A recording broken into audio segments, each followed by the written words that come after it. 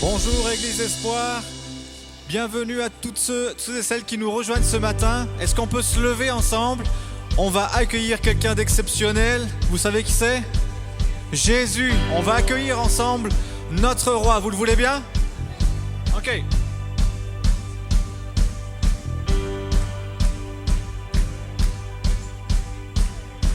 On tape des mains ensemble? Wow.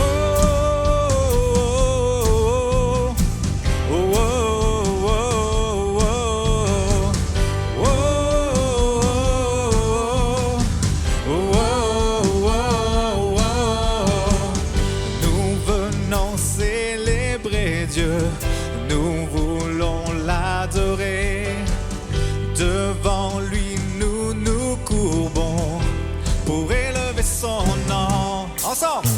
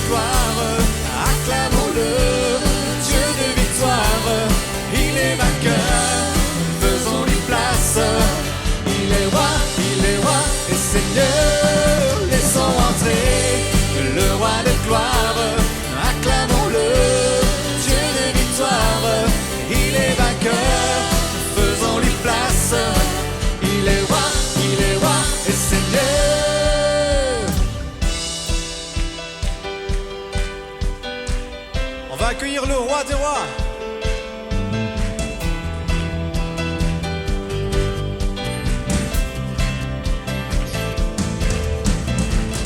Accueillons notre Dieu, il est le merveilleux, glorieux, majestueux. Ensemble. Accueillons notre Dieu. Il est le merveilleux, glorieux, majestueux. Laissons entrer le roi de gloire, acclamons-le, Dieu de victoire. Il est vainqueur, faisons-lui place. Il est roi et Seigneur. Laissons entrer le roi de gloire, acclamons-le. Faisons-lui place. Il est roi et Seigneur. Ensemble. Oh, oh, oh, oh, oh,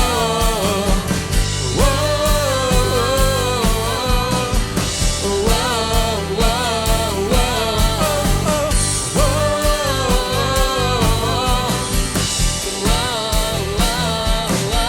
dernière fois.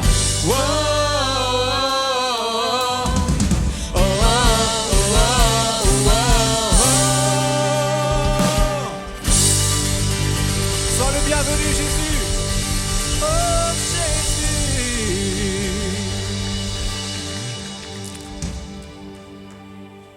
Galates, chapitre 2, verset 20. Il est écrit, ce n'est plus moi qui vis, c'est le Christ qui vit en moi. Ma vie en tant qu'homme, je la vis maintenant dans la foi au Fils de Dieu qui, par amour pour moi, s'est livré à la mort à ma place.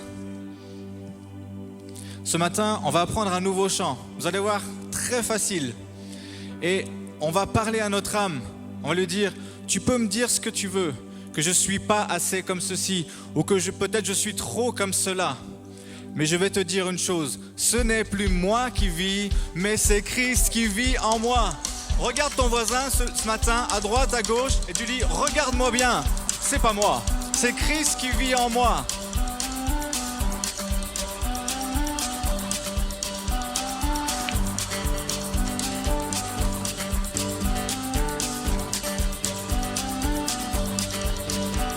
Lève-toi, mon âme, et souviens-toi, tout mon péché, il l'a enterré. Ce n'est plus moi qui vis, c'est Christ qui vit en moi. J'étais mort, mais je suis passé de l'ombre à la lumière.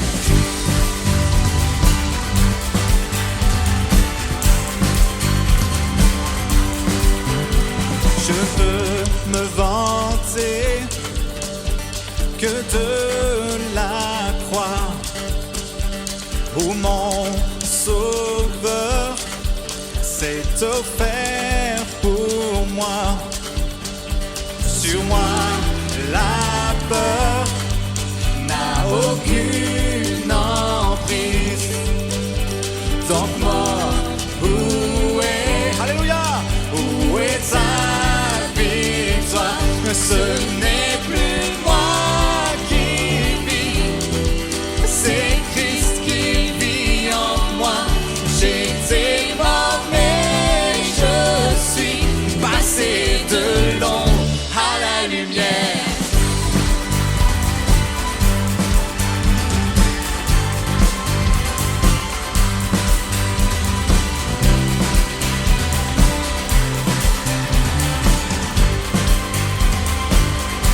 Tous ensemble.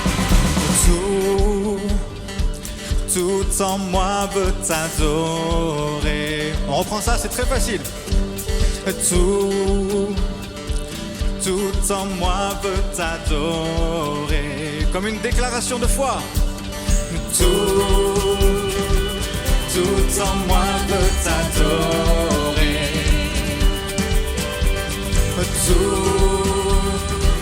Tout en moi veut t'adorer. Ensemble, Église. Tout en moi veut t'adorer.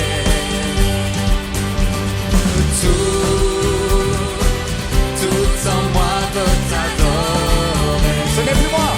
Ce n'est plus moi qui vis. C'est Christ qui vit en moi. J'étais mort, mais je suis passé de l'ombre à la lumière. Hey!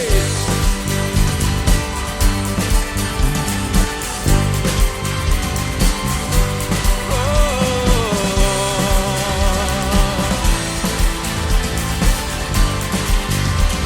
Ensemble, tout en moi. Tout en moi veut t'adorer.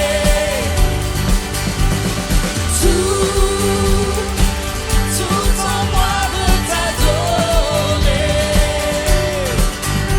Oh oui. Tout en moi veut t'adorer. Tout en moi veut t'adorer.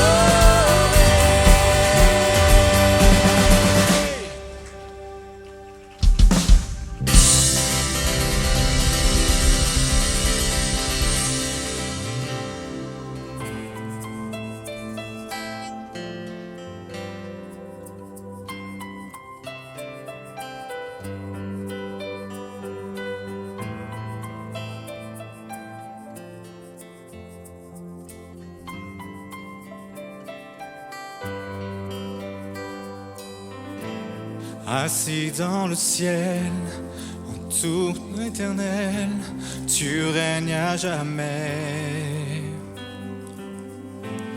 Vêtu de splendeur, entouré d'honneur et de majesté, Les anges chantent, à toi la gloire.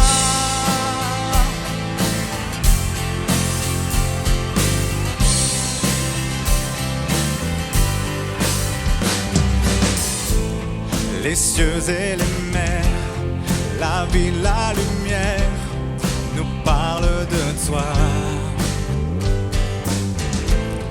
Tu les as créés, les as appelés au son de ta voix. La terre chante, majestueux, souverain, Dieu tout-puissant, tu es saint. La création loue ton nom, tout l'univers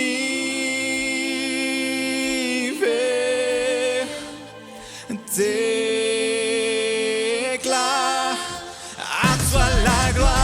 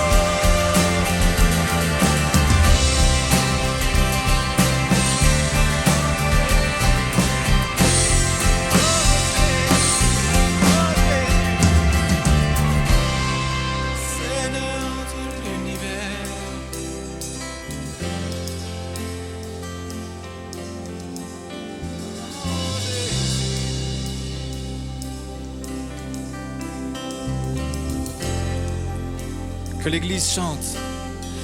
Majestueux, souverain,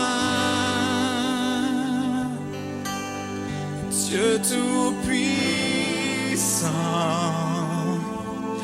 tu es saint.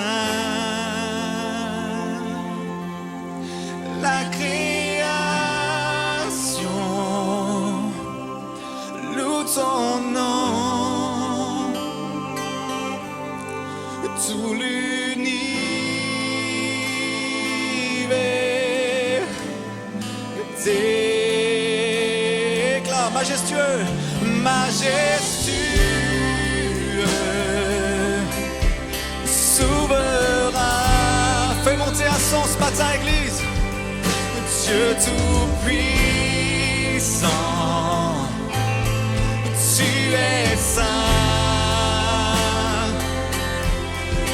La création loue ton nom. Tout l'univers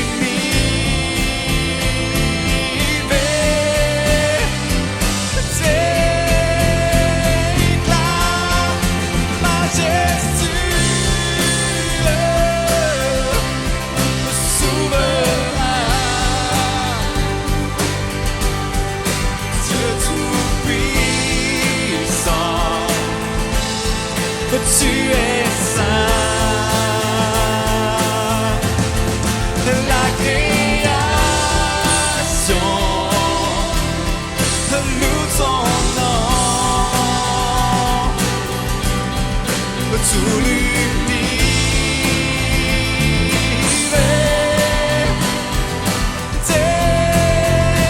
déclare à toi la gloire.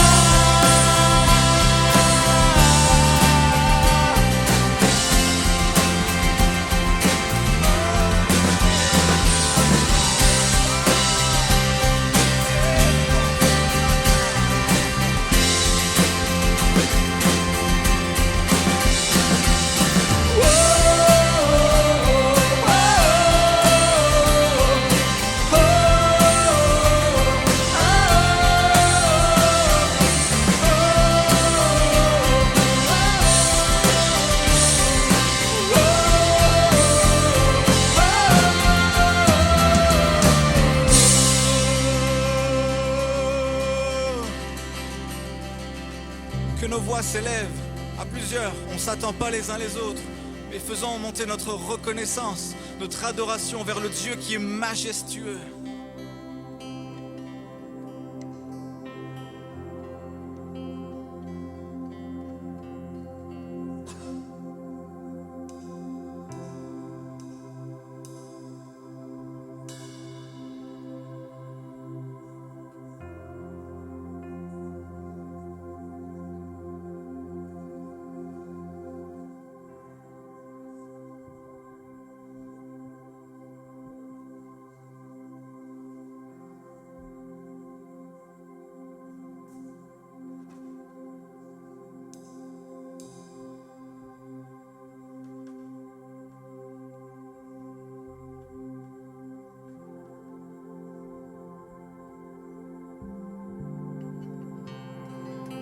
Vous qui l'a pardonné, vous qui l'a racheté, venez chanter ce cantique à l'agneau. Vous qui l'a libéré, vous qui portez son nom, venez chanter ce cantique à l'agneau.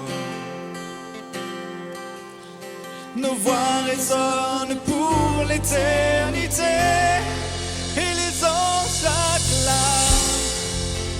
Tu es saint, l'univers proclame.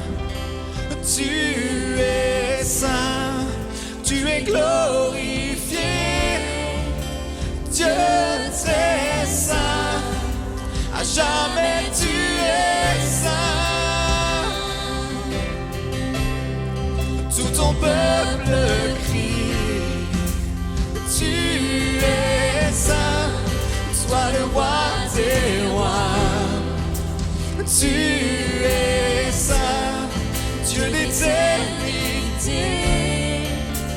Tu es saint, À jamais tu es saint.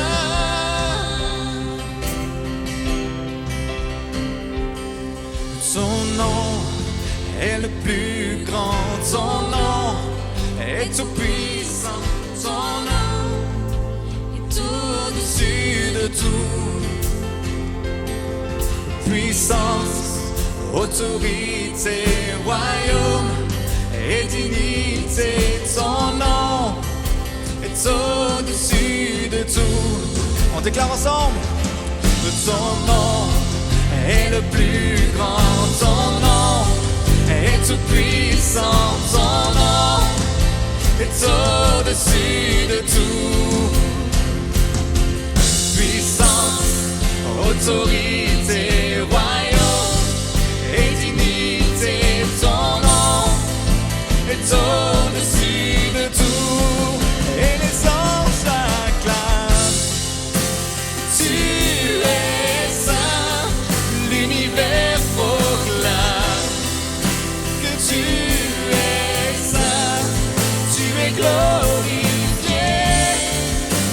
Je t'ai saint, à jamais tu es saint.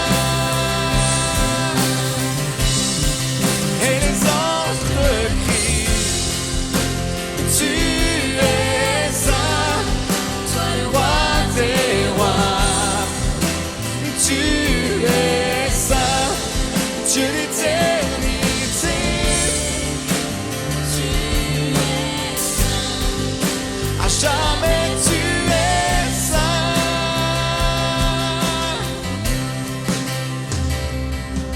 Ton nom est le plus grand, ton nom est tout puissant, ton nom est au-dessus de tout.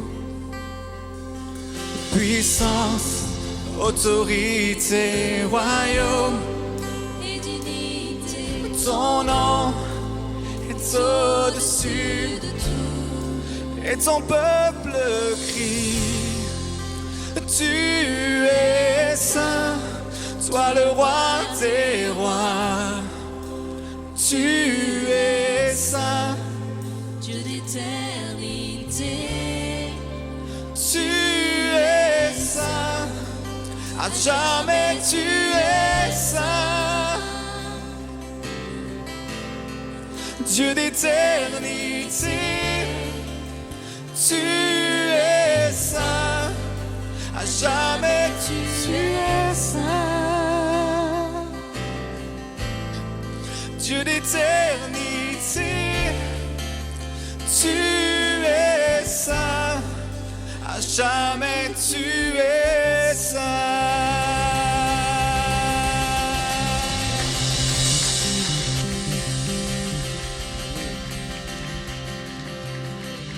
À jamais, il est saint. Et c'est lui vraiment que nous voulons adorer de tous nos cœurs. Il est saint et comme il est saint, il a fait de nous des saints par sa grâce. Est-ce que vous réalisez la grâce que c'est? Non, vous réalisez pas trop, hein? C'est juste énorme. C'est juste énorme. J'invite à vous rasseoir pour ceux qui sont encore restés debout. Bienvenue à tout le monde. J'aimerais vraiment remercier le groupe de louanges. Merci les gars. Merci l'équipe.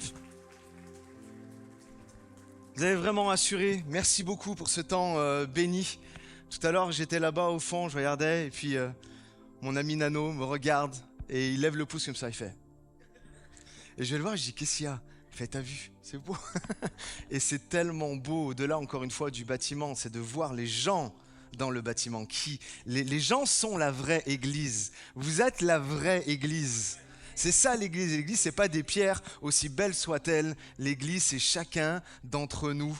Alors, tu peux regarder ton voisin, tu dis, bah, t'es une belle pierre. T'es une belle pierre.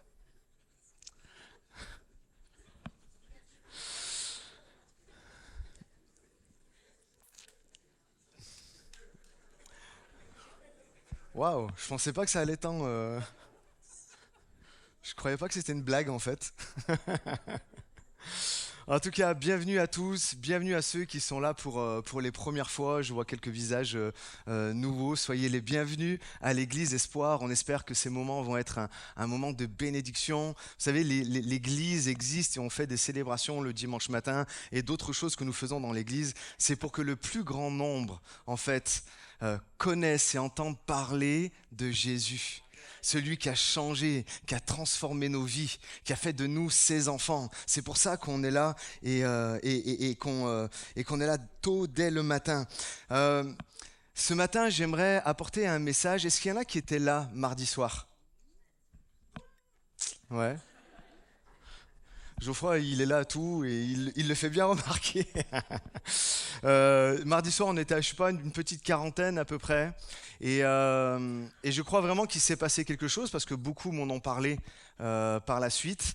Et on a eu comme une direction vraiment du Seigneur par rapport à ce message qui a été, que j'ai apporté ce mardi pour pouvoir l'apporter aussi ce dimanche matin. Alors, pour ceux qui étaient là ce mardi, eh ben, c'est cool, c'est que vraiment Dieu veut vous parler 2 fois plus que les autres. Et pour ceux qui sont là, c'est vraiment important parce que je crois vraiment que Dieu veut parler à beaucoup de personnes ici ce matin. Alors, au-delà de tout ressentiment, au-delà de toute apparence, au-delà de tout ce que vous croyez ou vous ne croyez pas, je vous demande juste une chose, juste ouvrez vos cœurs.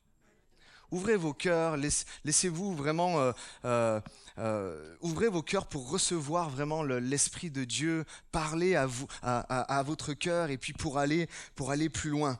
Le message était le suivant. Et pour ceux qui étaient là mardi soir, j'ai pu un peu plus étoffer aussi ce message-là. Donc vous allez avoir d'autres choses aussi. Mais en fait, on remarque que lorsque Jésus est là et dans les évangiles et tout au long des évangiles, nous le retrouvons et qu'il y avait plusieurs, comment on pourrait dire, plusieurs sphères, plusieurs niveaux dans la proximité des gens, dans leur proximité avec Jésus. Il y avait plusieurs sphères qui étaient là. En fait, le Seigneur dit, plein de personnes disent, je veux te suivre Seigneur, je veux répondre à ton appel Seigneur, mais on voit que ça se manifeste de différentes manières, en fait, dans la vie des gens. Et j'aimerais qu'on s'attarde un peu sur ça. Et le titre de mon message, en fait, ce matin, c'est « Quel est ton niveau de proximité avec Jésus ?» Parce que c'est important. C'est ce qui va déterminer tellement de choses dans ta vie et on va le voir. Quel est ton niveau de proximité avec Jésus ? Il y a des versets extraordinaires et je le dis vraiment en préambule pour que tout le monde comprenne bien où est-ce que je vais en venir et puis je le rappellerai si jamais vous vous égarez. Mais on sait que Dieu ne fait exception de personne. Il aime tout le monde de la même manière et il donne un accès à tout le monde, en fait, de la même manière, ceux qui confessent, en fait, son nom. Il n'y a pas de favoritisme. On voit dans Acte 10, il est dit, alors Pierre, ouvrant la bouche, dit, en vérité, je reconnais que Dieu ne fait exception de personne, mais qu'en toute nation, celui qui le craint et qui pratique la justice lui est agréable.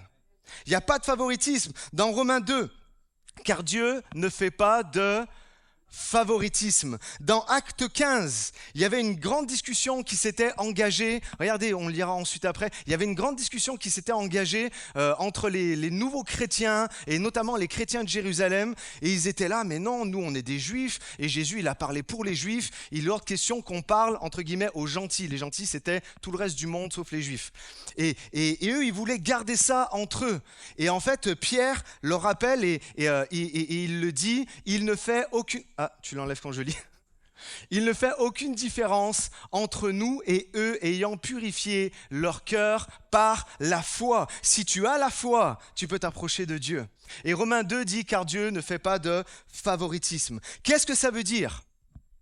Ça veut dire que tu peux t'approcher du Seigneur aussi près de lui que tous les grands hommes et toutes les grandes femmes de Dieu que peut-être tu es là et puis que tu dis « Waouh, quel exemple extraordinaire !»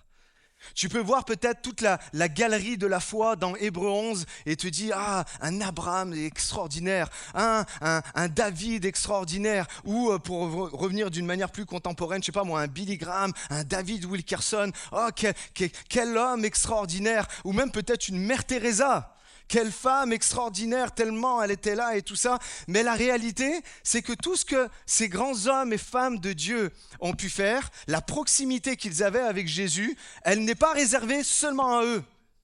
Tout le monde peut avoir accès à la proximité avec Jésus. La réalité, Dieu n'a pas appelé des personnes à être plus proches de lui que d'autres.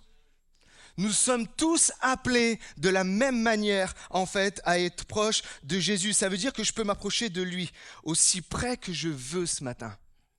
à la dimension de ta soif, à la dimension de ta faim spirituelle, tu peux t'approcher de Dieu et recevoir des choses. Tu peux t'approcher de Dieu et vivre le miraculeux. Vous pouvez dire amen à n'importe quel moment. On s'aperçoit qu'à l'époque de Jésus, il y avait donc, comme je disais tout à l'heure, des cercles autour de lui. Il y avait différentes sphères autour de lui, différents niveaux d'engagement et des gens qui disaient « donc je veux te suivre, je veux répondre à ton appel ».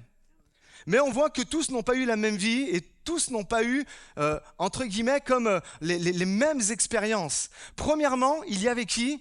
Il y avait la foule. Il y avait la multitude qui suivait Jésus.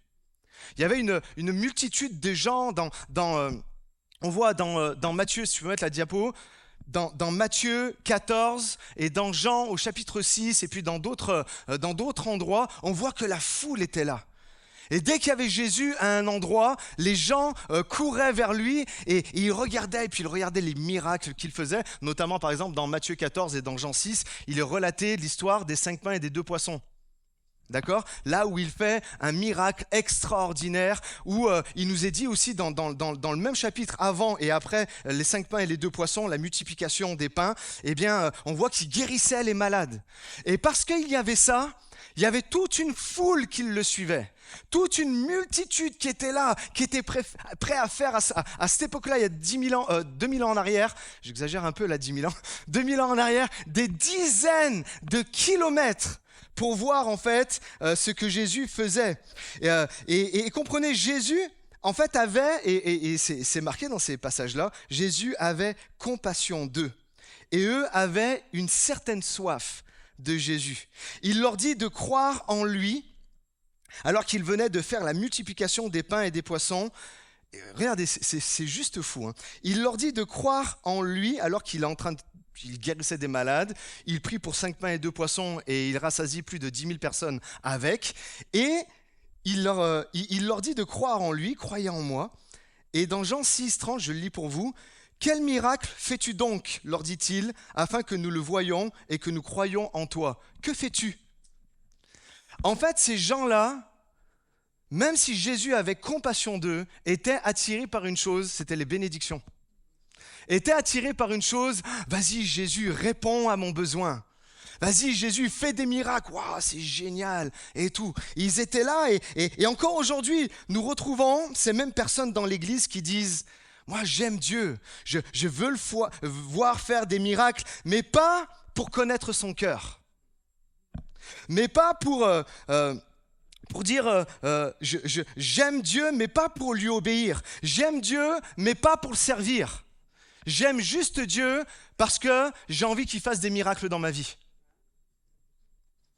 Et à plein de saisons de nos vies, on peut être comme ça. C'est vrai ou pas ?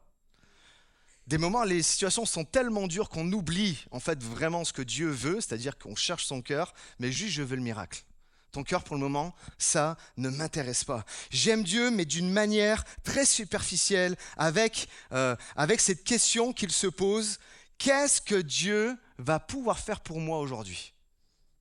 Peut-être il y en a qui sont venus là ce matin et qui se disent, qu'est-ce que Dieu va pouvoir faire pour moi ce matin ? En oubliant la question primordiale, qu'est-ce que Dieu attend de moi ? Comprenez ? Et là, je pense que c'est normal quand on commence à s'approcher de Jésus, mais en aucun cas, c'est normal de se poser ces questions-là, mais en aucun cas, ça doit rester un état d'esprit permanent. Alors, en aucun cas, ça doit devenir, je viens tous les dimanches avec qu'est-ce que Jésus va faire pour moi ? Quelle est la bénédiction que je vais retirer de ça ? À quelle prière il va pouvoir répondre ? Et quel besoin est tout ça ? Non, tu es appelé à être plus que dans une foule. T'es appelé à sortir de la foule et aller chercher vraiment Jésus. Amen ou pas ? Vous êtes d'accord avec ça ? Donc on voit qu'il y avait la multitude et on voit aussi qu'il y avait les 70, ou ça dépend les versions, c'est très intriguant d'ailleurs, les 72. Mais on va s'arrêter sur les 70 disciples. Vous savez, hormis les 12 disciples, les 70 disciples que Jésus envoie en fait devant lui. On trouve On trouve ce texte dans Luc 10, je vais le lire pour vous. Il dit, après cela, le Seigneur désigna encore 70 autres disciples et les envoya devant lui 2 par 2 dans toutes les villes et dans les endroits où lui-même devait aller. Il leur dit, la moisson est grande, mais il y a peu d'ouvriers. Priez donc le maître de la moisson d'envoyer des ouvriers dans sa moisson. Allez-y, je vous envoie comme des agneaux au milieu des loups. Et verset 17, les 70 revinrent et tout joyeux et dirent, Seigneur, même les démons nous sont soumis. En fait, ils ont répondu à l'appel de Jésus et là, ils voient qu'ils sont capables de faire des choses extraordinaires, de guérir des malades, de chasser des démons et ils sont là, waouh, c'est vraiment génial. En fait, on ne sait pas, la réalité c'est qu'on ne sait pas grand-chose de ces disciples-là, mais on sait qu'ils étaient heureux que les démons leur soient soumis. Ça les faisait kiffer. Ils étaient là, waouh. Il y a vraiment toute une puissance qui est là, c'est fun, c'est super bien. Mais j'ai creusé un peu plus que mardi par rapport à ça. Et on voit dans l'évangile de Jean, au chapitre 6, et ça peut faire référence à eux parce qu'il n'y a pas beaucoup en fait, de passages qui parlent de disciples, hors les 12 disciples en fait, de Jésus. Et là, il en est parlé aussi dans l'évangile de Jean, parce que, hormis les 12 disciples, que le discours de Jésus, en fait, Jésus est là, il est en train d'enseigner plein de choses. Il est en train de leur enseigner vraiment, il faut me suivre de tout votre cœur. Arrêtez de vous poser 10 000 questions. Je dois être le premier dans votre vie. Et il est en train de leur enseigner toutes sortes de choses. Et puis, à la fin de ça, en fait, ils se disent, ces paroles, elles sont trop dures. Et il est marqué à ce moment-là que certains de ses disciples le quittèrent. En fait, qu'est-ce que ça veut dire ? Ça veut dire c'est fun, on est là, on fait des choses pour Dieu, c'est super bien tout ça, les démons nous sont soumis, on est capable de guérir des malades, on proclame l'évangile et tout ça, mais dès que ça devient, il faut vraiment que tu me suives maintenant. Il faut vraiment que je sois le premier dans ta vie. Il faut vraiment qu'on arrive à avancer main dans la main et pas d'une manière un peu plus superficielle. C'était déjà bien. Eux, ils n'étaient pas dans la multitude, ils étaient dans la foule. Ils avaient déjà répondu à l'appel de Jésus. Ils commençaient à faire des choses dans leur vie par rapport à ce que Jésus leur disait. Mais dès que le message devient un peu plus, pas dur, parce que ce n'est pas du tout dur, mais un peu plus demandant, et bien là, on voit que ça ne leur a pas plu et en fait, ils le quittèrent. Et la réalité avec nous aujourd'hui, c'est que beaucoup répondent à l'appel de Dieu, mais si leurs conditions à eux sont remplies. C'est pour ça que tout à l'heure, je disais, et c'est tellement important, écoutez ce message, mais laissez de côté tous vos a priori. Juste ouvrez votre cœur et dites, allez, je vais me pousser à croire ce que le pasteur il dit. Je vais recevoir à 100% et après on verra. Et c'est pour ça pour moi c'est tellement important. Et ces disciples étaient là parmi peut-être les 70. Si je peux rentrer chez moi après, si je peux faire comme moi j'ai envie. Vous savez, il y a des gens, ils adaptent la Bible à ce qu'ils ont envie de croire. Et encore une fois, peut-être à des saisons de nos vies, on a pu être un peu comme ça. Dire ouais ça j'aime pas trop dans la Bible, allez je l'écarte. Ça non je suis pas trop d'accord, non c'est un peu trop quand même. Faut pas abuser. Allez non je l'écarte. Et en fait là ils sont ces gens-là et peut-être il y en a parmi nous c'est si je peux faire comme j'ai envie ok mais si non je veux pas. Si ça n'empiète pas trop dans ma sphère privée. Ok je veux suivre Jésus mais si ça empiète trop non si ça me demande trop. Ça me demande trop de lâcher des choses. Ok, je vais le suivre. Je ne vais pas le suivre. Si ça ne me remet pas trop en question. Il y en a des moments, et ça nous l'a tous fait ici. On entend des messages et on prend un scud, comme on dit. On se dit, mais qu'est-ce que c'est cet enseignement? Je ne comprends pas. Non, je peux pas. Et puis on est là, on tient, on résiste. On dit non, je veux pas laisser rentrer Jésus à 100% dans ma vie parce que je suis pas complètement d'accord avec ce que la parole, elle dit. Tant que c'est ce que je voulais faire. Il y en a, c'est là, c'est fun, on peut guérir, on peut chasser les démons, c'est fun, c'est super bien. Mais dès qu'il faut aller un peu plus loin, non, c'est bon. Je ne veux pas plus. Tant que ça sert mes ambitions, je veux bien aller à l'église, je veux bien servir, mais dès que ça me demande un peu plus que mes ambitions, non, c'est bon, je me retire. Et ce n'est pas une réponse à l'appel d'être véritablement serviteur et disciple en fait de Jésus. Pas cet appel à abandonner les filets, comme on a pu le voir il y a 15 jours. Pour les 70, c'était plus un appel conditionnel. Vous voyez, la foule, c'était une foule intéressée. Les 70, c'était des personnes, c'est conditionnel, vous comprenez. Et puis, donc il y a les foules, il y a les 70, et puis la sphère se restreint de plus en plus, et on voit les 12 disciples. On passe de la foule à 70% et à 12 disciples. Les 12 disciples, ce sont des gens, en fait, qui vont plus loin que de suivre une manière générale. Les 12 disciples, ce sont des gens, ok, je suis capable de me remettre en question pour suivre Jésus. Ok, je ne comprends pas tout, mais à l'image de Pierre, je vais être capable, même si ça défie un peu la logique, je vais être capable de marcher sur l'eau parce que Jésus me le demande. Comprenez? C'est ça, en fait, un disciple, capable d'être remis en cause, capable d'abandonner les filets, capable de servir, même si ça va me coûter un peu. Je suis capable de le faire, capable d'être altruiste. C'est-à-dire de voir au-delà de ma propre personne, capable de faire acte de générosité. Alors que d'habitude, je suis toujours un peu centré sur moi, mais le disciple comprend que c'est pour les autres. Comprenez? Là, c'est ça un véritable disciple de Jésus. Et Dieu merci, il y en a plein dans cette église. Amen, hein? Ça fait du bien.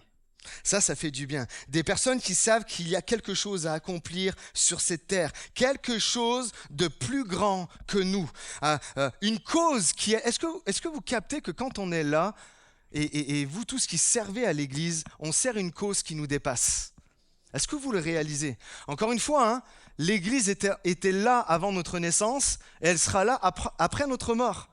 Et Jésus nous fait la grâce quand même de pouvoir participer à cela. Merci Seigneur. C'est tellement énorme. Moi, je me sens tellement privilégié de ça. Je me sens privilégié en fait de ça. L'église, c'est quelque chose qui nous dépasse. Le royaume de Dieu, répondre à l'appel de Dieu, c'est quelque chose qui nous dépasse.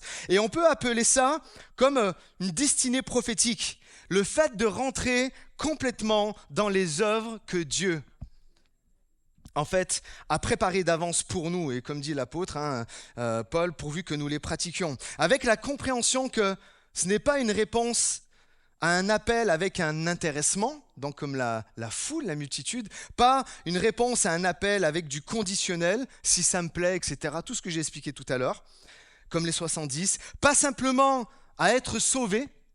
Il y en a, malheureusement, ils considèrent l'église comme une salle d'attente avant d'aller au paradis. J'attends. Je suis tranquille sur ma chaise, j'attends. Non, c'est pas ça. Si je suis là, c'est pour accomplir quelque chose dans cette église, quelque chose que personne d'autre ne peut accomplir. Est-ce qu'il y en a qui peuvent dire amen à ça? Tu es là et toi seul peux faire une tâche que les autres ne peuvent pas accomplir.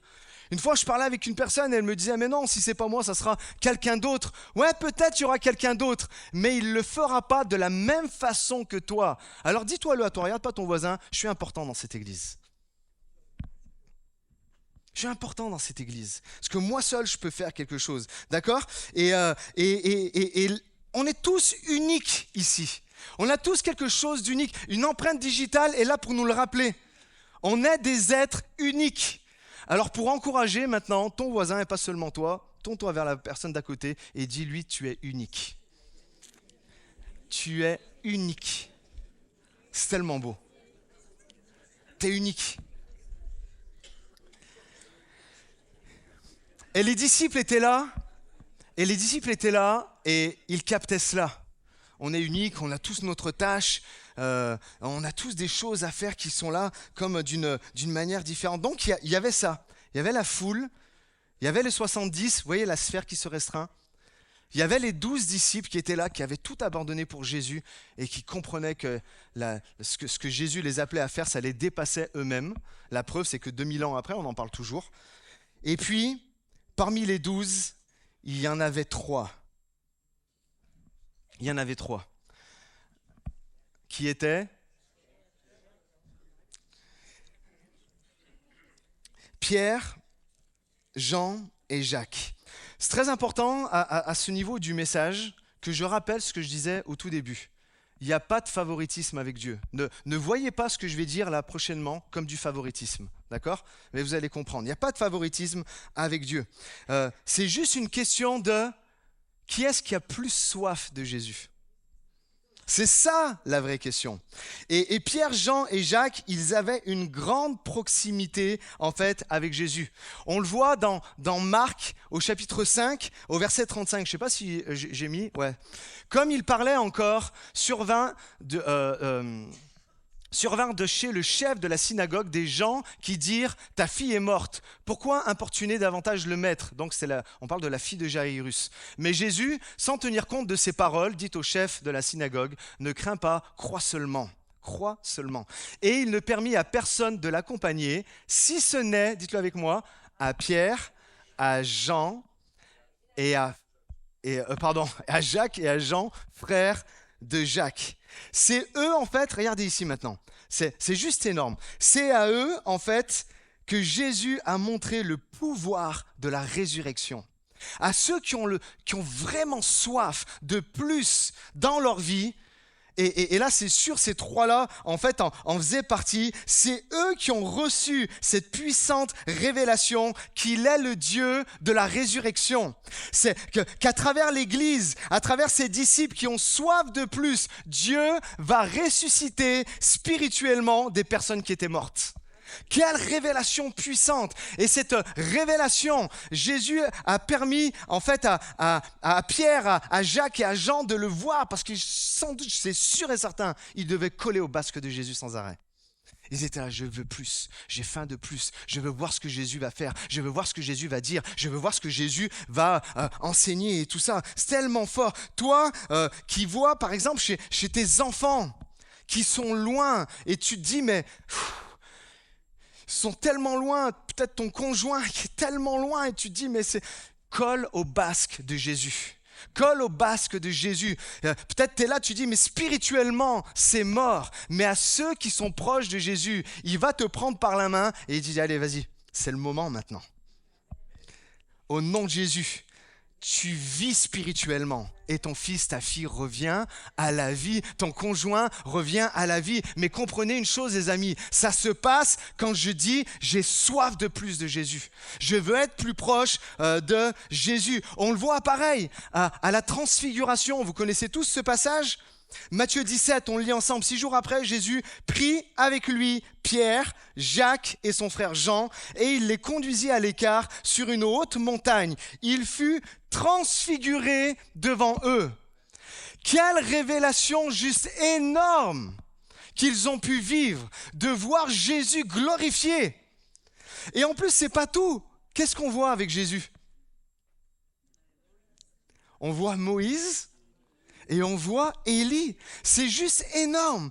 Ils voient quelque chose de surnaturel, ils n'en croient pas à leurs yeux. Ils sont tellement de, non mais ne partez pas, on va faire une tente, on va manger ensemble et tout ça. C'est tellement extraordinaire. Mais écoutez, c'est réservé qu'à ceux qui ont soif de plus. Tu veux voir des choses spirituellement parlant grandes, tu veux vivre des choses spirituellement parlant grandes, alors ça veut dire que tu as besoin de plus de Jésus. Pas d'un énième conseil, pas d'une énième confidence à un ami, un homme, une femme et tout ça, mais tu as besoin d'être plus proche de Jésus. Plus la situation est désespérée, plus tes enfants sont loin, plus les proches sont loin, plus tu as besoin d'être proche de Jésus. Est-ce que vous comprenez ? Et on est là, ils sont là, ils vivent la transfiguration, ils avaient soif, ils ont vécu quelque chose d'énorme aussi à ce moment-là. Réservé à eux. Qu'est-ce qu'ils ont fait s'ils étaient proches de Jésus ? Qu'est-ce qu'ils ont pu vivre ? Ils ont entendu la voix de Dieu. Celui-ci est mon fils en qui j'ai mis toute mon affection. Comprenez ? C'est quelque chose d'énorme. Et pareil, à ce moment-là, quand la transfiguration, ce moment-là passe, en fait, Jésus leur révèle encore quelque chose de tellement puissant. Il leur révèle qu'il va passer par la mort, mais qu'il va ressusciter. Il est en train de leur dire, je suis le Dieu de la résurrection. La mort n'aura pas le dernier mot. Si vous me suivez, si vous restez proche de moi, c'est moi qui me lèvera le dernier sur cette terre. Amen. Combien veulent être plus proches de Jésus ?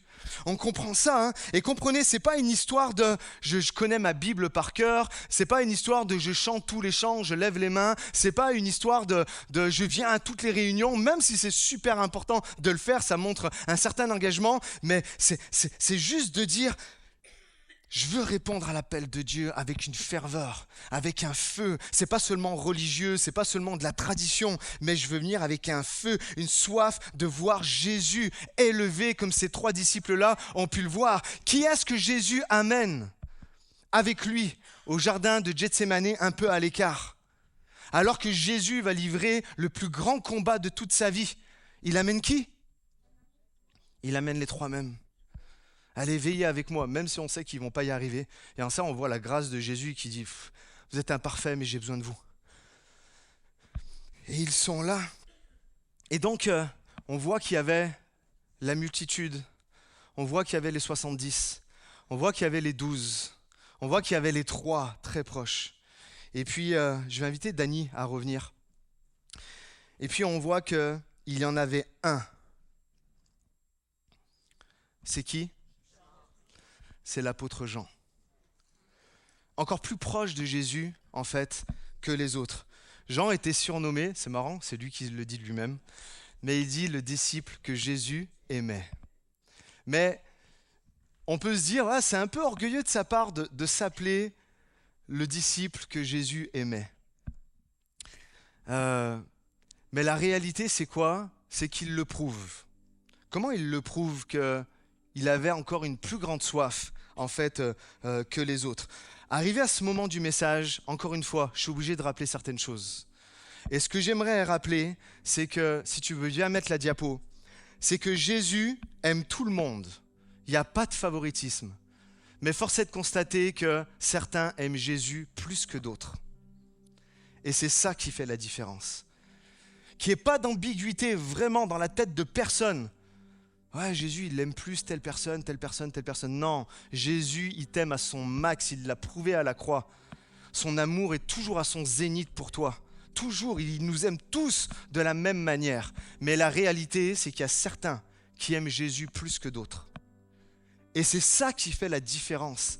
C'est ça qui fait qu'il y a du miraculeux qui peut prendre place dans la vie.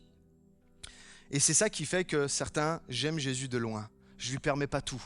Je ne veux pas vraiment me laisser gagner à 100%. Non. Sois proche de Jésus. La réalité, c'est quoi? La Bible nous dit que au dernier repas,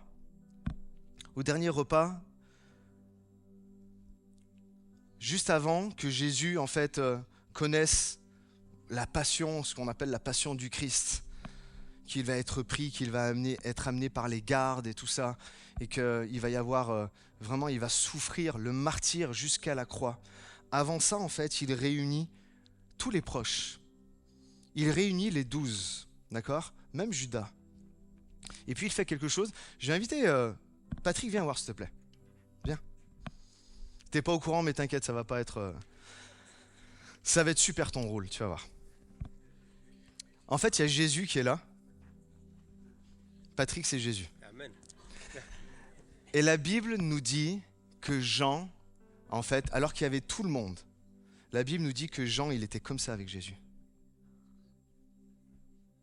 Sans doute, il devait le regarder comme ça. J'en crois pas mes yeux. Et là, vous savez ce qui se passe?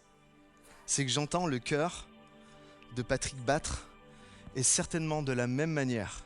L'apôtre Jean était là, alors qu'il avait... Merci Patrick, tu as fait un super Jésus. Et alors que l'apôtre Jean est là, il entendait le cœur de Jésus battre. Regardez-moi tout le monde ici. Jésus veut que tu entendes son cœur battre pour toi. Arrête de suivre de loin. Arrête de prendre ce qui t'arrange. Arrête de couper des choses et de dire ça je prends mais ça je prends pas. Jésus te demande, viens vers ma poitrine. Viens vers mon sein ici là. Viens entendre mon cœur qui bat pour toi. C'est tellement beau, c'est sûr. Il y en a qui sont ici puis qui disent, moi je me le dis, qu'est-ce que j'aurais aimé faire ça. Qu'est-ce que j'aurais aimé mettre ma tête là comme ça sur Jésus et l'entendre parler. C'est tellement beau, je veux connaître son cœur. Est-ce que vous êtes avec moi ce matin? Je veux connaître son cœur. Je veux connaître son amour plus profondément. Je veux connaître sa compassion. Je veux arrêter de suivre de loin. Je veux arrêter de venir un dimanche matin, m'asseoir sur ma chaise, recevoir ma petite bénédiction et repartir. J'ai soif de plus. Est-ce qu'il y en a qui ont soif de plus ici, les amis? Attention! Si vous dites oui, je veux plus de ça, si tu veux vraiment ça, sincèrement, ça va te changer. Ça va te bouleverser. Ça va pas être de loin là, mais il va vraiment y avoir quelque chose, ça va bouleverser ton monde, ça va bouleverser tes habitudes, ton attitude, parce que si tu fais ça, il n'y aura pas de retraite spirituelle. Il n'y aura pas de, même si tu es jeune ou moins jeune, il n'y aura pas de, c'est bon, j'ai assez fait, maintenant je me mets à l'écart, je laisse. Non! C'est quand tu fais ça, là, ça va venir te chercher. Tu vas dire, mais je veux plus de Dieu. Ça va être Jésus, en fait. Tes affaires à toi deviennent mes affaires. Et les choses qui te réjouissent, ça va me réjouir. Et je vais être dans la joie et je vais œuvrer avec joie. Mais même quand ça va être difficile, Jésus, on le voit, et c'est en ça que c'est tellement beau l'évangile. On le voit qu'il était attristé. On voit qu'il était ému de compassion par les gens. Et ça venait là, ça venait comme briser son cœur. Et c'est cette capacité à nous qui voulons suivre Jésus de proche et dire, ce qui te fait mal, ce qui te rend triste, moi aussi ça va me rendre triste. Et je vais agir en conséquence. Et je vais avoir de la compassion, comme toi, tu as eu de la compassion. Mais si tu es juste parmi la foule et que tu viens chercher ta petite bénédiction, si tu es là comme les 70, où tu dis « Ah, c'est fun, c'est bon, on fait des choses, c'est bien, on est en lumière, Jésus nous a choisis devant tout le monde et on fait des choses, mais dès que ça va un peu plus loin, non, je me recule. » Non, c'est une soif de « Je veux être à l'unisson, au battement du rythme de ton cœur. » C'est ça, en tant que chrétien, c'est ça en fait qui doit nous animer. Parfois, ça va être dur. Le seul disciple qui reste devant la croix, qui est-ce? C'est Jean.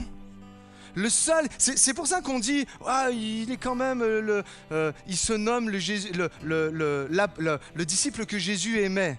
Mais il l'a prouvé. Alors que tous les autres, ils ont pris la poudre d'escampette, comme on dit. Alors que tous les autres, ils ont fui.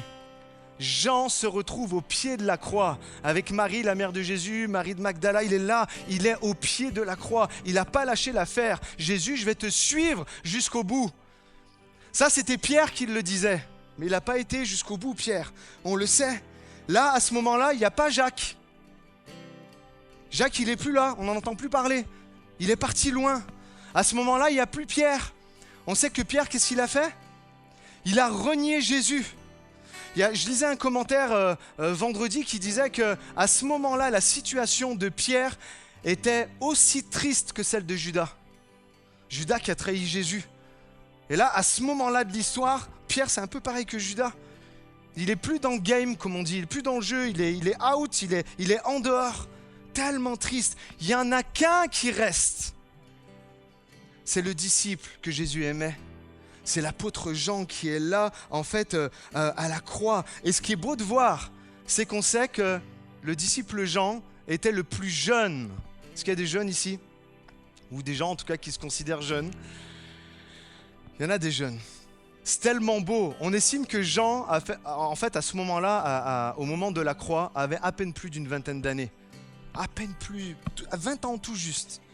Et pourtant, on le voit que c'est lui qui a le plus soif de Jésus, qui n'a pas renié, qui est là à la croix. Ça doit nous parler. Et d'ailleurs, quelque chose de super intéressant. Il n'y a que Jean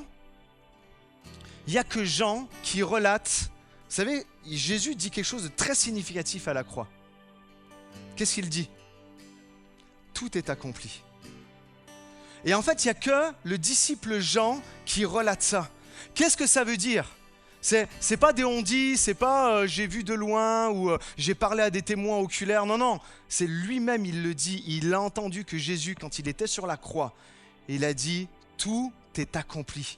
c'est bon maintenant, je peux sauver parfaitement Maryse, Lisiana, Franck, Michel. Franck, je peux tous vous sauver, tout est accompli. Tout est accompli. Parce qu'il était au pied de la croix, il a reçu cette révélation du tout est accompli. C'est lui qui recevra certainement la plus grande des révélations aussi. Le dernier livre de la Bible, l'Apocalypse. C'est énorme. Il est transféré dans un autre niveau. Il est en train de voir des choses qui vont se passer des siècles après. Quel niveau de révélation il reçoit. Pourquoi ? Parce qu'il n'a jamais laissé tomber Jésus à aucun moment. À qui ça parle ? En fait, ici, les amis, c'est lui qui écrira donc son évangile, l'évangile de Jean. C'est lui qui écrira les épîtres, tellement précieux ces épîtres, pour les pécheurs que nous sommes. Qui nous rappelle que Dieu nous aime, que nous sommes pécheurs, mais que nous sommes rachetés par la grâce de Dieu. Il n'y a aucun autre qui va le décrire comme l'apôtre Jean va le faire. Dans l'épître de Jean, nous retrouvons le mot « connaître ». Écoutez bien, c'est pour ça que ça a du sens ce que je suis en train de dire. C'est dans l'épître de Jean que nous retrouvons le mot « connaître » ou le mot « savoir » tout au long de l'épître. Et l'épître, elle n'est pas longue, c'est que 4 chapitres, d'accord ? Et pourtant, il le dit plus de 30 fois. Il faut que vous connaissiez Dieu. Il faut que vous alliez plus loin, là. Tu ne peux plus te contenter maintenant de rester dans la foule. Tu ne peux plus te contenter d'être dans les 70. Tu ne peux plus même te contenter d'être dans ceux qui sont proches et tout ça. Non, il faut que tu sois proche à 100%. Et c'est pour ça qu'il leur dit, il faut que tu connaisses. Il faut que tu saches combien Dieu est grand, combien Dieu est bon. Il y a que quelqu'un qui est tellement proche du cœur de Jésus qui peut dire, et je le cite 1 Jean 2, qui dit « Si quelqu'un a péché, nous avons un avocat auprès du Père, Jésus-Christ, le juste. » Et là, il parlait à des croyants. Tellement de personnes peut-être sont ici, disent « Mais je suis qu'un pécheur. Je suis qu'un pécheur, je suis Jésus, j'ai pris mon baptême peut-être et j'arrête pas de pécher. » Mais Jean qui connaissait la grâce, Jean qui a vu le sang de Jésus couler à la croix, et pourquoi il faisait ça, était capable de dire, si quelqu'un a péché, nous avons un avocat auprès du Père. La croix, ça n'a pas été pour rien. Il n'y a que l'apôtre Jean qui dit, si notre cœur nous condamne, Dieu est plus grand que notre cœur. Il y en a ici, vous êtes vautrés dans le péché. Et vous dites, mais comment je vais m'en sortir ? J'aime Dieu. Le Seigneur te dit, viens à moi, repens-toi. Et peut-être ton cœur, il te condamne. Mais moi, je suis plus grand que ton cœur. Je connais toutes choses. Et maintenant que tu t'approches de moi, tu vas voir, je vais te faire entrer dans quelque chose de nouveau. Plusieurs devraient dire amen ici. Pour avoir une telle révélation du Dieu d'amour et de grâce, il faut être près de son cœur. Dans cette même épître, et Dieu n'avait jamais été présenté aussi clairement comme ça que dans l'épître de Jean. On connaissait le Dieu fidèle, on connaît bien sûr le Dieu saint, d'accord ? Mais par 2 fois, l'apôtre Jean dira, parce qu'il a vécu tout ce qu'il a vécu, il a vu l'amour de la croix, il rappellera à tout le monde, Dieu est...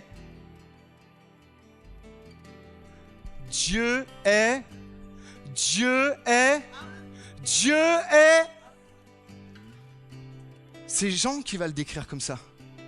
Nulle part ailleurs, on va le voir comme ça. Dieu, il n'y a plus d'ambiguïté. Il n'y a plus d'ambiguïté. T'as péché, t'as un avocat auprès du Père. T'inquiète pas, Dieu est amour. Il va te relever vers le haut. Mais il recherche la proximité avec toi.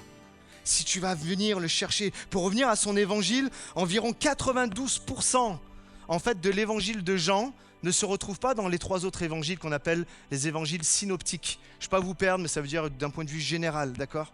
Mais il y a quelque chose de plus précis en fait. On appelle l'évangile de Jean en fait l'évangile de la théologie. De la théologie. Et je reviendrai tout de suite après sur ça, mais il y a tellement quelque chose de fort.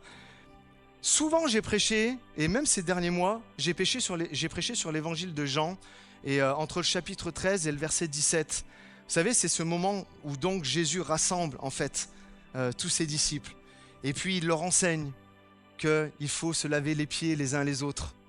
Il leur enseigne que ça va être dur une fois que je serai plus là, mais vous inquiétez pas, je vais vous donner ma paix, je vais vous laisser ma paix. C'est là où il leur enseigne une plus belle chose, vous ne serez pas tout seul, il y aura le Saint-Esprit avec vous.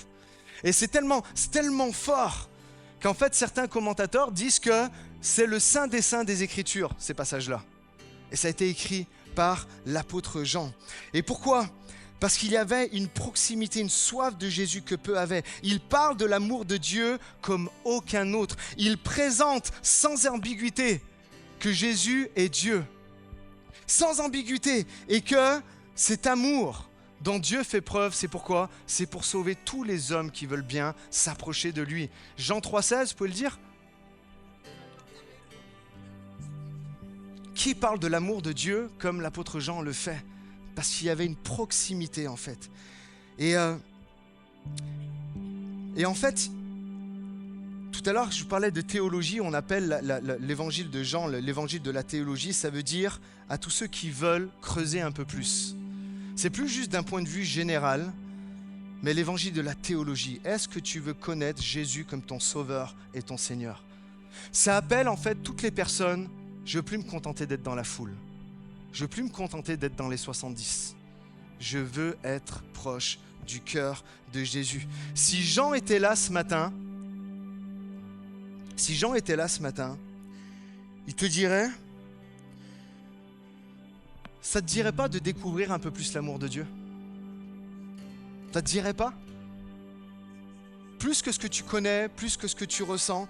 Si Jean était là, tu ne veux pas plus de son amour? Tu ne veux pas plus connaître Dieu? Ça ne dirait pas de t'arrêter, de te contenter des bénédictions, mais de connaître le Dieu de la bénédiction, l'auteur des bénédictions. L'apôtre Jean, en fait, dans tout ce qu'il écrit, c'est ça en fait qu'il est en train de dire. Jean dit dans son évangile et il relate les paroles de Jésus et c'est pour nous aujourd'hui.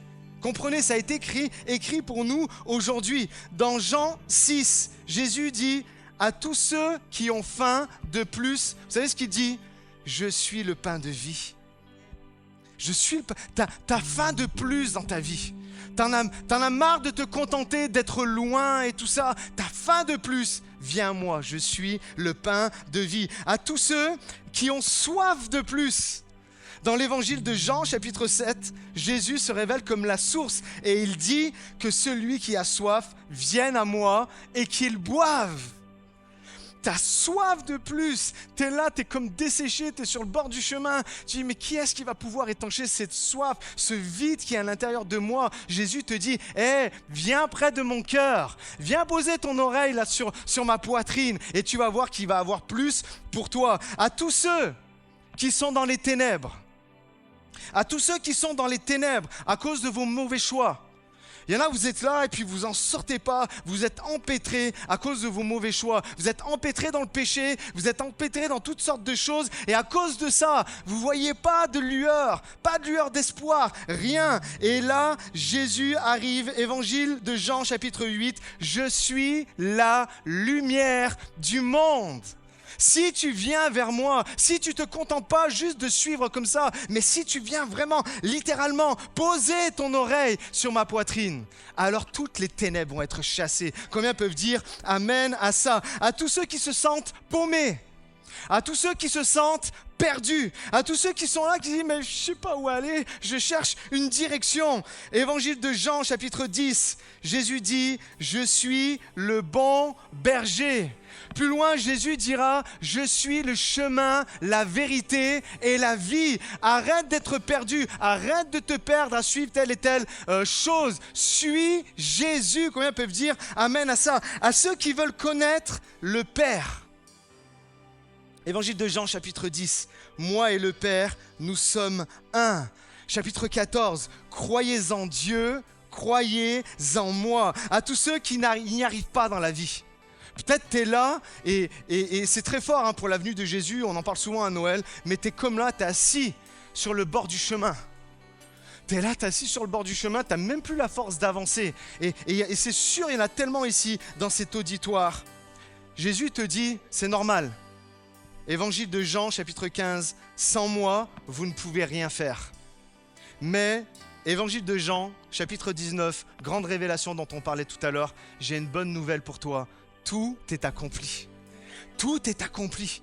La dette a été payée. Tu peux marcher comme un enfant de Dieu. Ça, c'est une révélation aussi que nous retrouvons dans l'évangile de Jean. Et Jean relate tout ça parce que son but, c'est que tu crois et que tu te rapproches de Jésus comme lui, il l'a fait. Et c'est lorsque tu connais Jésus que tu peux commencer à comprendre son amour pour toi. Tout à l'heure, je vous parlais des foules. Mais Jésus, moi, je le dis souvent, moi je vois qu'une foule là, ce matin. Mais Jésus te voit personnellement. Son regard est perçant. Et quand il te regarde, il sait tous les défis. Il sait tout ce qu'il y a. L'évangile, comprenez, c'est l'histoire entre un Dieu d'amour infini, un amour infini, et sa création.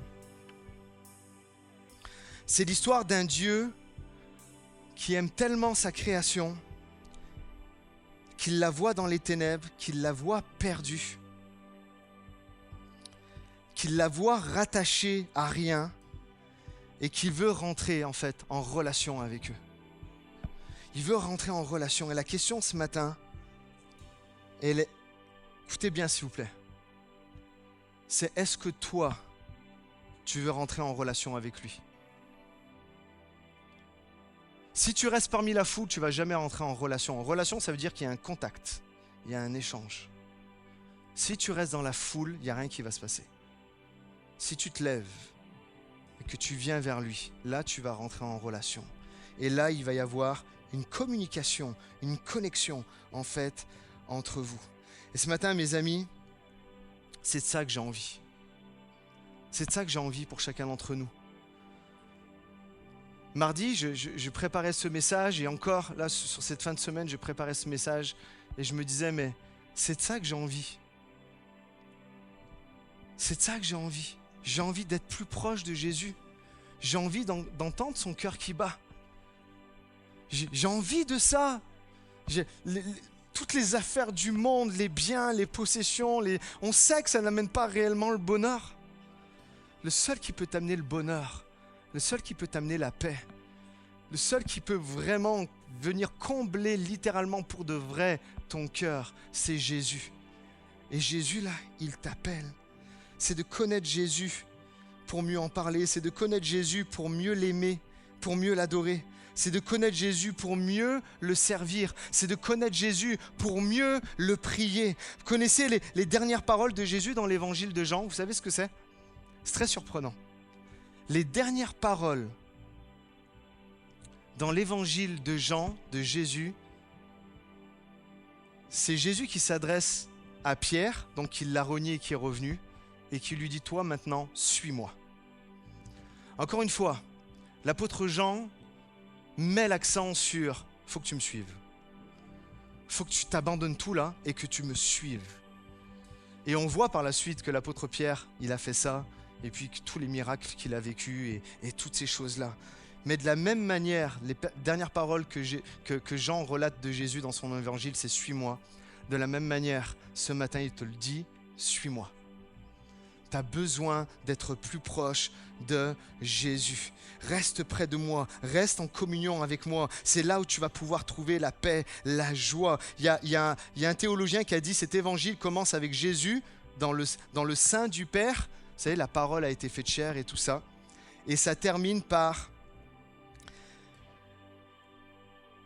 Jean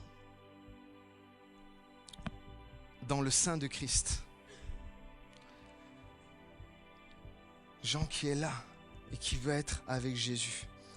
Je termine par ça et après j'aimerais vraiment qu'on passe à un moment de prière. Jean fait tellement une belle déclaration.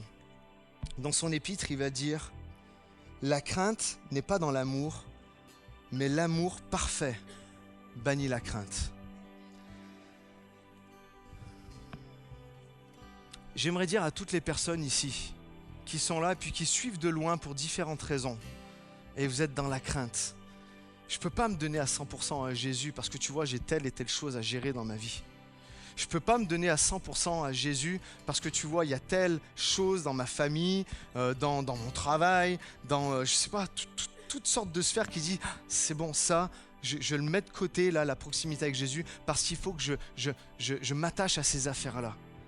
Jésus te rappelle à travers ce verset, la crainte n'est pas dans l'amour. Tu es là, tu es en train de te faire du souci, tu es en train de stresser pour tes enfants, tu es en train de stresser pour ton travail, tu es en train de stresser pour tellement de choses. Et le Seigneur te dit, tu te trompes de combat. tu te trompes de combat. Tu comprends pas que si tu acceptes mon amour à 100%, tu comprends pas que si tu viens poser ta tête sur ma poitrine, il n'y aura plus de crainte. Parce que l'amour que je suis, et c'est l'amour parfait, Jésus est l'amour parfait, ça va bannir toutes les craintes que tu peux avoir et que tu peux rencontrer. Maintenant, la question c'est, est-ce que tu veux plus de Jésus? Est-ce que tu veux plus de Jésus? J'aimerais qu'on prie un instant, si vous le voulez bien.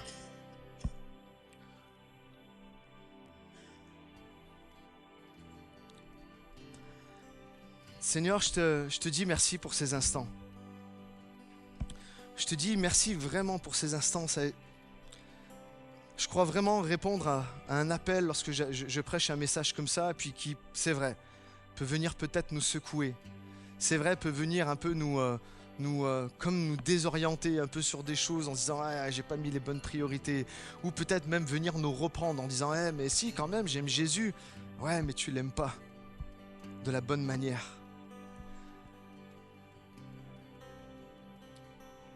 Et Seigneur, je te prie, toutes les personnes qui sont là, qui suivent à tâtons, qui suivent de loin, puissent répondre à ton appel ce matin.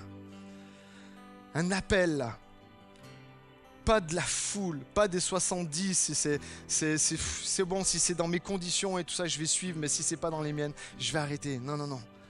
Un appel comme Jean a répondu à l'appel. Jusqu'au bout, même quand ça a été dur, même quand ça craignait pour sa vie. On voit que Pierre a détalé, lui, il est resté. Non, un appel où je vais rester près de Jésus. Rester près de toi, Jésus. Entendre ton cœur qui bat pour moi. J'aimerais que tellement ici répondent à cet appel. J'aimerais tellement que plusieurs répondent à cet appel. Jésus, fais ton œuvre. Fais ton œuvre.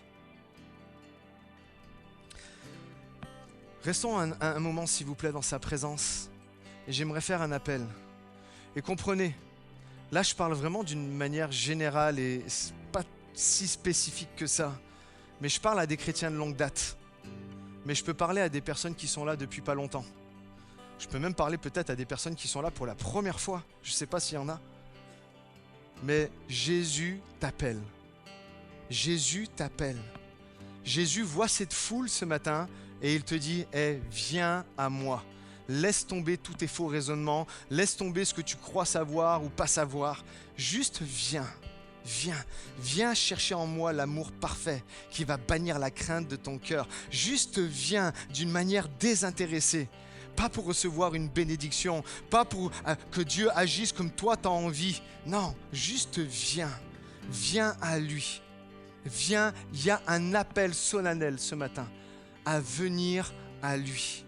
Moi, j'ai soif de plus de Jésus. J'ai faim de plus de Jésus. J'ai soif de voir sa lumière briller dans les ténèbres. J'ai soif de voir sa présence ici. J'ai soif de voir des prodiges, des miracles. Mais au-delà de ça, j'ai soif de personnes qui donnent leur vie à Jésus concrètement et qui ne suivent point de loin. J'ai soif de voir cette vallée du Gier et tous ceux qui nous entourent se tourner vers Jésus. J'ai soif de voir Jésus au milieu, au centre de nos vies. J'ai soif de ça. Est-ce que tu as soif de ça ce matin?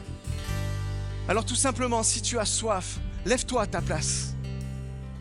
Lève-toi à ta place. Il y a quelque chose qui va prendre place. Lève-toi à ta place et dis ok, au-delà des regards ou pas, des personnes qui sont autour de moi, non, laisse tomber tout ça. C'est juste ce matin, entre toi et Dieu. Entre Jésus et toi, est-ce que tu veux rester dans la foule? Est-ce que tu veux continuer à suivre, à servir avec tes conditions? Ou est-ce que tu vas te donner à 100% pour Jésus? Et alors que tu vas faire ça, son amour va t'envahir. Tu vas connaître le Dieu d'amour. Tu vas connaître cet amour parfait qui va bannir le stress, la crainte, les angoisses de ta vie. Tu vas avoir une réponse à tes questions. Mais si tu te lèves, oh Jésus, mon Dieu, je te prie pour chaque personne qui se lève. Vraiment, fais quelque chose de nouveau. Jésus, je te prie afin que ton esprit agisse puissamment en cette matinée. On va faire quelque chose encore ce matin. Je vais demander à toutes les personnes qui se sont levées à venir sur le devant. Venez sur le devant, approchez-vous. Vous pouvez prendre tout Vraiment tout le tour de la scène, ne restez pas juste dans les allées, mais prenez tout le tour de la scène. Allez, prenez tout le tour de la scène. De gauche à droite. Allez, restez pas dans les allées, vous pouvez aller par là. Vous pouvez aller par là, décalez-vous un peu s'il vous plaît. Allez, venez, laissez de la place pour ceux qui sont derrière s'il vous plaît. Allez, et on s'approche du Seigneur, comme si on s'approchait de son autel, là où je suis là, et je vais apporter ma vie, je vais apporter qui je suis, et je vais dire Jésus, fais une œuvre nouvelle en moi. Je vais dire Jésus, je veux plus me contenter de suivre de loin, mais je veux être proche de toi Jésus. Je veux vivre quelque chose de fort. Je vais arrêter d'être là, de suivre d'une manière superficielle, mais là ça va être concret. Je te suis, je te donne tout Seigneur mon Dieu. Comme l'apôtre Jean, je vais être au pied de la croix ce matin. Agenouille-toi au pied de la croix ce matin et reçois une révélation plus grande de l'amour de Dieu ce matin. Il est là, il t'entend, il entend ton cri, il entend la prière la plus secrète de ton cœur. Et aujourd'hui, il te dit, laisse mon amour chasser la crainte qu'il y a en toi. Laisse mon amour prendre toute la place. Et tu vas retrouver la vue. Et tu vas retrouver la santé. Et tu vas retrouver une nouvelle dimension spirituelle. Oh, alléluia. Allez, élève ta voix. Élève tes mains vers lui. Pendant que nous chantons un chant. Alléluia.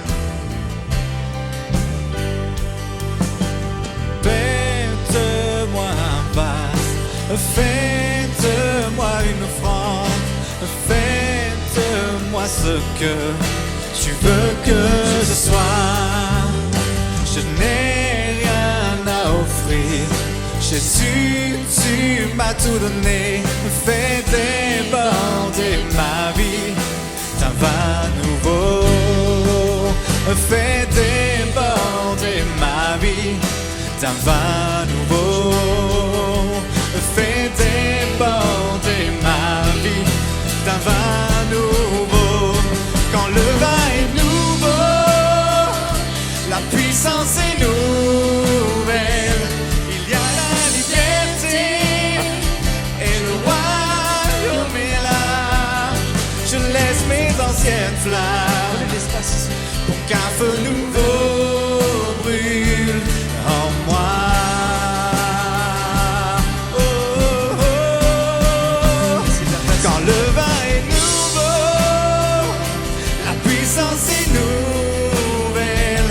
Il y a la liberté et le royaume est là. Je laisse mes anciennes flammes pour qu'un feu nouveau brûle en moi. Amen. Amen. J'aimerais que vous êtes beaucoup à répondre à l'appel et mon cœur est touché de ça. Mais j'aimerais qu'on aille plus loin ce matin. Il y a de la place, peut-être avancez-vous un peu plus pour laisser encore un peu plus de place aux personnes qui veulent vraiment se consacrer au Seigneur. J'aimerais qu'on fasse quelque chose de très simple. C'est évident qu'on ne va pas pouvoir prier pour tout le monde, mais de toute manière, c'était pas ça le plan. Le plan, c'était qu'on prie les uns pour les autres, pour que le Seigneur agisse puissamment dans la vie de ton frère et de ta sœur qui est là. Vous savez, tout à l'heure, je vous parlais de l'évangile de Jean, du chapitre 13 au chapitre 17, où le Seigneur enseigne à se laver les pieds les uns les autres et qu'il n'y a pas plus grand amour que de donner sa vie pour ses amis. Il y a tellement quelque chose de fort dans les épîtres de Jean, où il parle, oui, il y a l'amour de Dieu qui est là, mais il y a l'amour pour mon prochain qui est là. Et des moments, nous, on est là, et puis pour prier pour notre propre vie, c'est un peu plus dur. Mais lorsque quelqu'un, un frère, une sœur, va prier pour nous, il y a quelque chose qui va se passer. Il y a une foi qui va être faite pour toi, que toi-même, tu n'as pas la foi, mais que ton voisin va avoir la foi pour toi, pour voir le prodige et le miracle se passer, pour que tu trouves une proximité avec Jésus. Alors, je vais demander tout simplement, vraiment sans autre geste, mais juste pose simplement la main sur l'épaule de ton voisin. Et alors la musique va continuer, alors que même on va continuer à chanter, mais vraiment d'une manière cool, calme, paisible, eh bien tu vas prier pour ton voisin, juste en posant la main sur son épaule, pas plus s'il vous plaît. Et puis tu vas prier pour ton frère, ta sœur qui est à côté de toi, tu vas prier pour la personne et tu vas faire une prière. Tu vas dire, Seigneur, je te prie que la personne pour laquelle je prie là soit plus proche de toi. Peut-être elle est loin, je ne connais pas, mais Seigneur mon Dieu, je te prie afin que ce matin, elle vienne poser son oreille sur ta poitrine et qu'elle entende ton cœur qui bat, qu'elle entende, qu'elle ressente tout l'amour que tu as pour elle, Seigneur mon Dieu. Allez, prie de tout ton cœur ce matin. Alléluia, Seigneur. Sous la pression, sous la tension, tu fais un vin nouveau. Je renonce à mes propres voies. Tu traces un chemin nouveau. Alors je m'abandonne entre tes mains, Seigneur. Quand j'ai confiance en toi, je n'ai rien à craindre. Fais de moi un vase, fais de moi une offrande, fais de moi ce que tu veux que je sois. Je n'ai rien à offrir. Jésus, tu m'as tout donné. Fais déborder ma vie d'un vin nouveau. Sous la pression, sous la tension,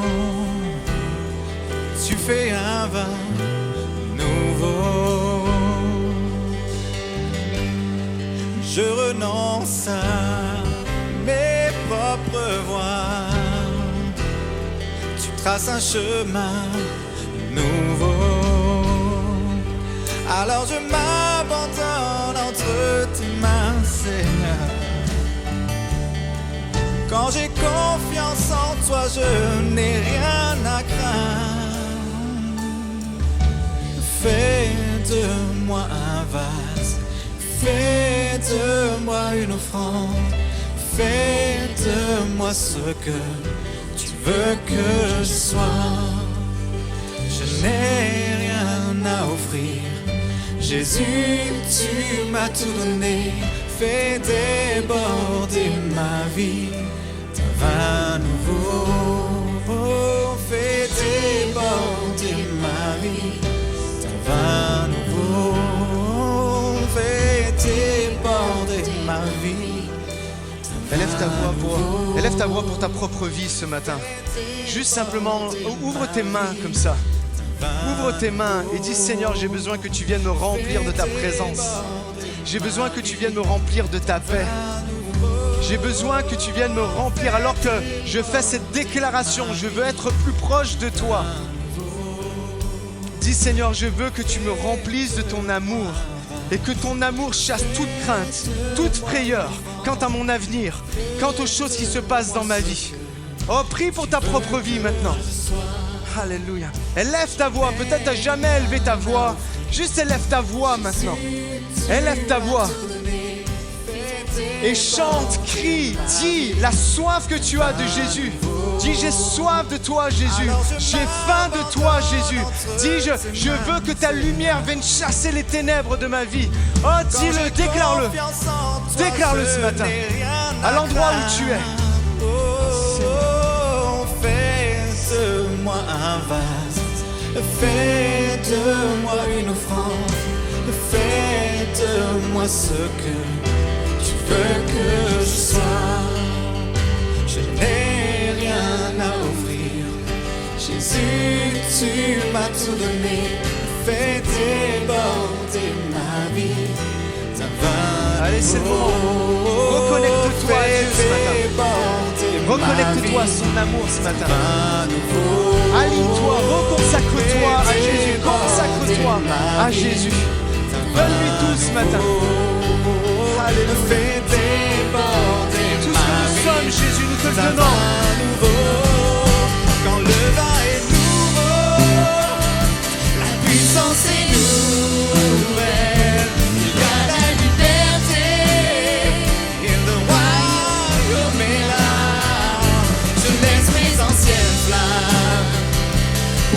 feu nouveau brûle en moi, qu'il brûle en moi. Quand le vin est nouveau, la puissance est nouvelle, il y a la liberté et le royaume est là. Je laisse mes anciennes flammes pour qu'un feu nouveau brûle en moi.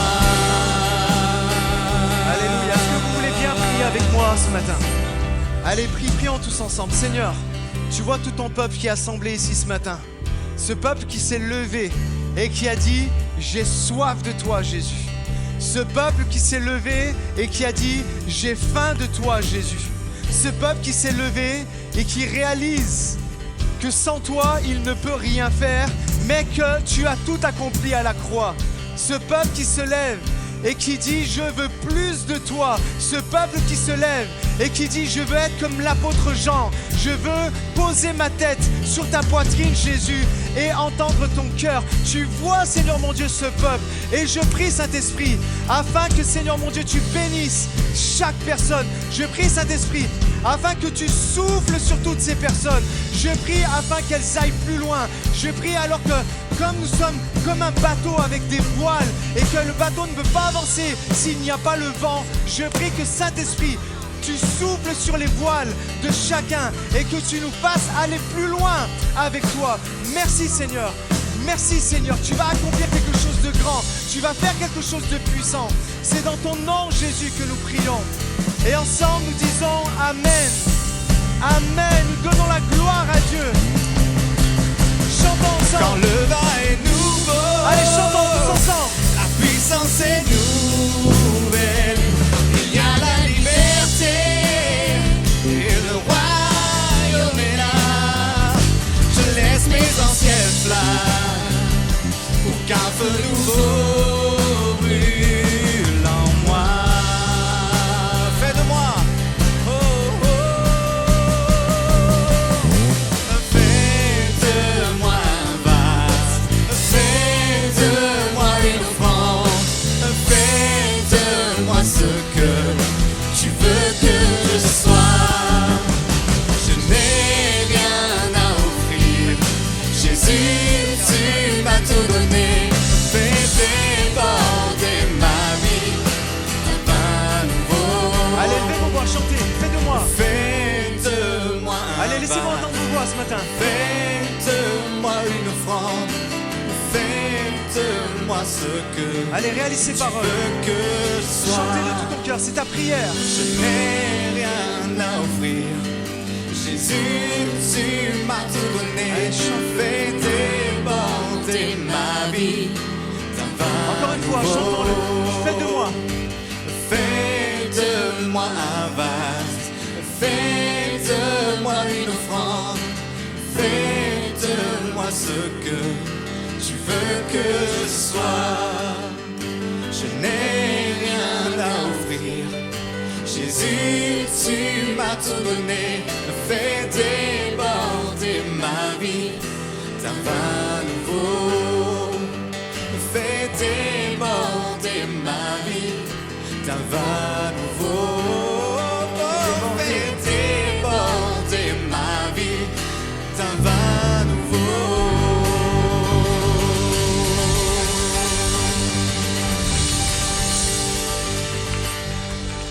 Amen. Amen. Amen. On veut vraiment donner gloire et remercier le Seigneur pour ces instants.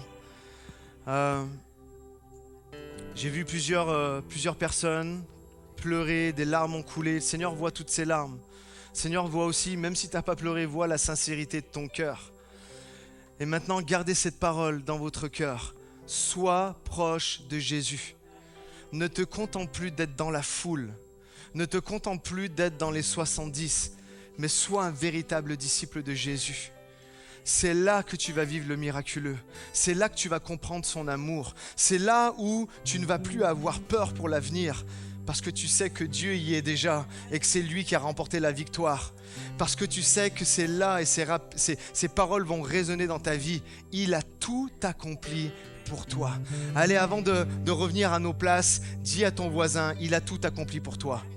N'aie pas peur, son amour est là. Amen.